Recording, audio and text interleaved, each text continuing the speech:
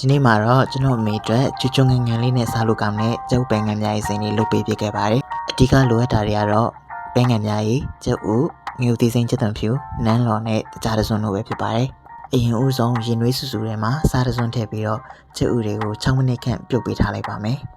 6မိနစ်ပြည့်ပြီဆိုရင်တော့ကျုပ်ဦးတွေကိုဆယ်ပြီးတော့ရေအေးထဲမှာစိန်ထားပေးရပါမယ်ကျုပ်ဦးတွေခဏတော့မှအိုးထဲကိုပဲငံများရေးနဲ့ရေထည့်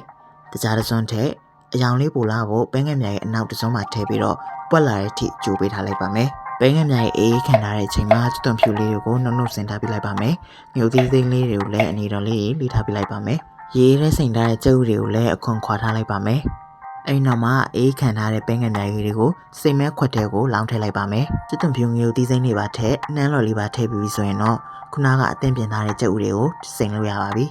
။ပြီးရင်တော့ရေခဲတတားထဲမှာအနည်းဆုံး1ညထားပြရပါမယ်။